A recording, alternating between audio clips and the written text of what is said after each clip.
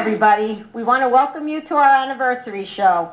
And we also want to thank all our guests that participated in our show, This is Rock and Roll. Barbara Harris, Peppy, Tommy McDonald, the Bronx Wanderers, the Duprees, and many, many others. And now we have some clips from their shows. And hello, Mary. How are you? You look wonderful. Look at beautiful color.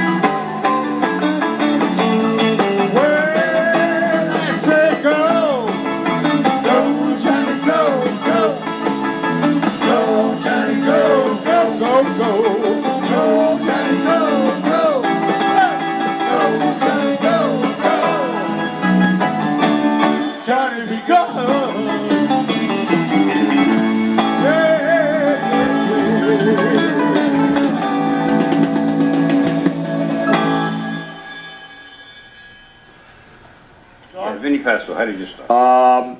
Actually, I was living above the Parsons Club. No, come on. You asked me how did I start. You didn't ask me where I started. I was living with Skip Giacco up near Nershaw High School, and I wasn't doing good in the club business. You know, I mean, you could ask these musicians. I mean, you do that stuff for a long time, drinking and hanging out till 5 o'clock in the morning. The first thing you do is you lose your marriage, then you lose your car, then you lose you lose everything, right, guys? Yeah. Well, anyway, so I decided to move on.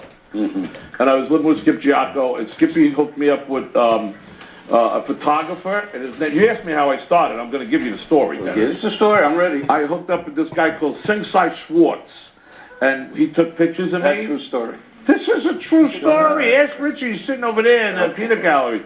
And Singside took these pictures of me, and they were so different that I started getting work. See, you didn't know that. Now, wait a minute, wasn't there a connection to the actor from the Mariners? No, he's right away. He's going to bring up Matt Dillon. He's dropping names. Matt Dillon used to come to the Crazy Horse, and he said, you could be an actor someday. That's about it. You know, you got me more work than he did. Hey, there's a rumor going around.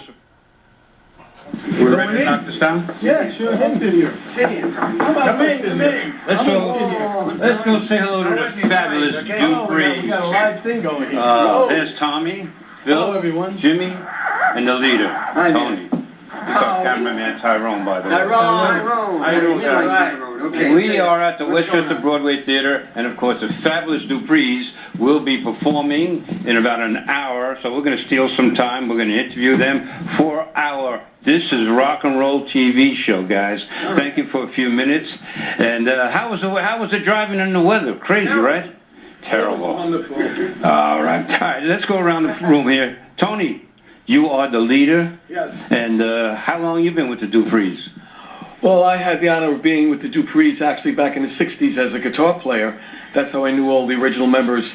and did that for quite a few years, and then returned. Michael Unknown asked me to come back in the mid-'80s and kind of put the music and singing back together again, and the rest is history. Yeah, Tony Testa, Dupree's, I got to tell you, all due respect to all the groups out there on the circuit, Dupree's are my favorite.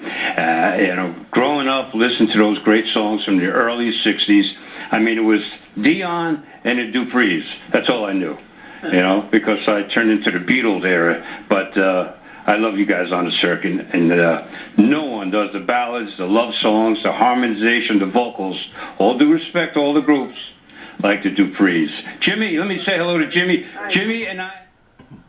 Happy to be here too, Dennis. Barbara Harris, yes. Original lead singer of the Toys, and you're not too far from here where you grew up, Queens, New York, right? Yes, St. Albans, Springfield Gardens, we moved around.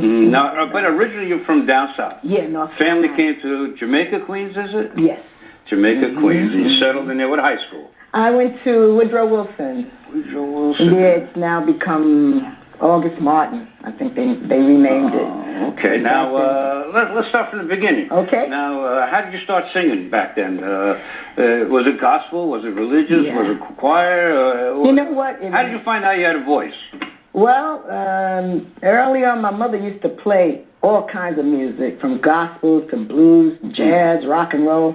So I used to listen to all this music and imitate them. I wanted to be like them. So I'd get my little brush and stand in the mirror and sing, try to sound just like them, right? How old were you, 10 years old? I was about 8, maybe. 8? Yeah. So 10, I came up to then you realized you had a voice. Yeah. And people around your family realized you had a voice. Well, we had talent shows, when I was in school down there in North Carolina. Oh, okay. And I was always in. Well, how old were you when you came to New York? 10. I was 10. 10 years old, yeah. Okay. And we moved out to St. Albans. St. Albans. And started doing talent shows again before we became the Toys, it was the Charlettes.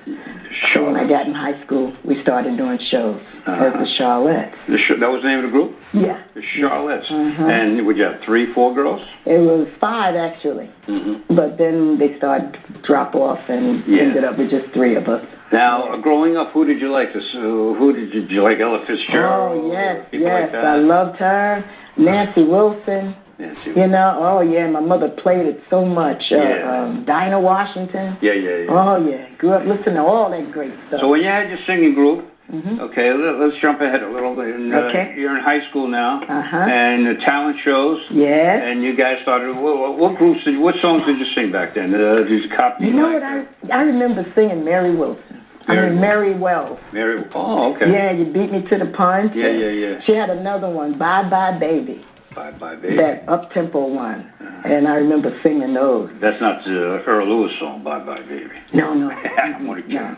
Anyway, my guest, Miss Barbara Harris, originally singer, of course, of the Toys. And you were talent shows and this and that. And, okay, so you graduated high school, then you started singing, or you started to get a little famous in high school? How did that all happen? Well, we did a talent show toward the end of high school. And we met this guy called, his name was Eddie Chase. And he was a road manager for some other groups. So he asked us if we wanted to sing professionally. And he took us to manager, Vince Mark and Bob Crew. Took us up to Bob Crew. And how old were you then? I was 18. 18. Now, what did your family say about this guy who wants to be a manager? Well, my mother and my father wanted me to go to college. Yeah. So they didn't want me to sign a contract and go on the road. Right. But they finally gave in. You gave it. He said, you gotta let her go. You kidding me? So they let me go. All right. So you started singing and nice to see you guys. Welcome. This is Rock and Roll. And so happy to have you guys. Can I put that over here like that? Standing ovation or what? Yeah, absolutely. I'm excited to have you guys here, man. One of the biggest songs of all time in rock and roll, Barbara Ann. Yes, you said about standing ovation? Didn't you see those 4 midgets out there? They were standing. I missed it. Well, anyway, welcome to the show, guys. And Ron Anthony, and of course Bobby Falcone, Sal Carente. Sal, I want to start with you. You besides you have a tremendous voice. You do a lot of songwriting. Didn't you write that song for Larry Chance, I Love Christmas, or part of it? Yes. And you did almost like a whole album for him or something. You did a lot of writing. Yeah, I wrote about 40 songs. 40 songs?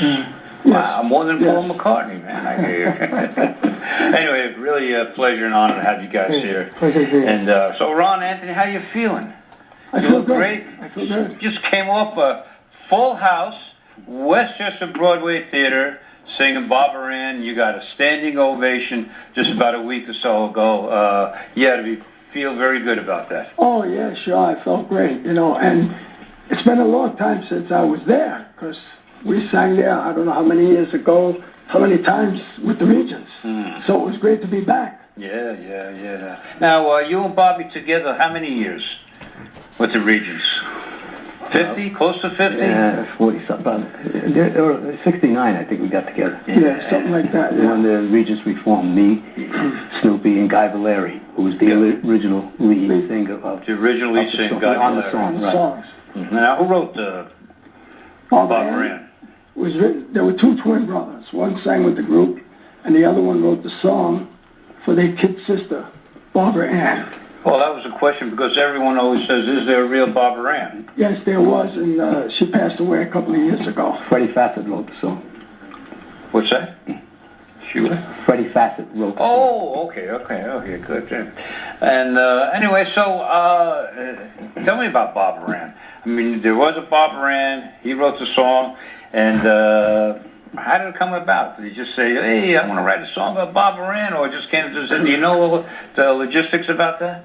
Well, in the studio, recording other material, he pulled a piece of paper out of his pocket and told all of us, hey, I got this song I wrote for my sister. So his brother said, okay, what do you got? And he really couldn't sing, but whatever he sang, Guy Valeri And Chuck. cut him short. Whoa. Now, Guy Valeri knew his music. Yeah. He knew. And he put together the melody of what you hear today on the radio. And that's how it came to be. All right, now, let's... As I said, a true, legitimate rock and roll star. You know, I always say that when I introduce you in the shows, and because anyone that had a top 10 hit, to me, is a legitimate rock and roll star in my book. And of course, you are the original lead voice with the band, alive and kicking, with a national 1970 big hit, Tighter and Tighter, written by another rocker, Tommy James. But before we get to all that, and that big hit, let's go back to the beginning. And people always say you're from the Bronx, but really Brooklyn, right? Right, Brooklyn. And what part of Brooklyn? Well, I grew up in the Midwood section of Brooklyn, right around Brooklyn College. And the band formed right around that time. I was in a lot of bands from 65 on in that whole Midwood section area, you know, before we actually formed Alive and Kickin'. How did you make your way to the Bronx? I met my wife in New Rochelle. Really? Yeah. Where, one of the nightclubs back then? Yeah, Marty and Lenny. Marty and Lenny's. Yeah. Oh, man, you might have been standing right next to me. That was my old hangout. Yeah. Wow. Very cool. Wow. So anyway, Pepe, back in the early days of growing up, I'm talking about yourself, when you were probably 9, 10, listening to music, who did you idolize and who did you listen to? Well, I listened in the late 50s. Sam Cooke was a big influence on me. And I listened to all the pop stars, you know. I mean, I never... That first generation of rock and roll? Yeah, you know, Bobby Rydell and Bobby Darin and Jimmy Clanton, you know, whatever. And when did you find out you had a voice and you could sing?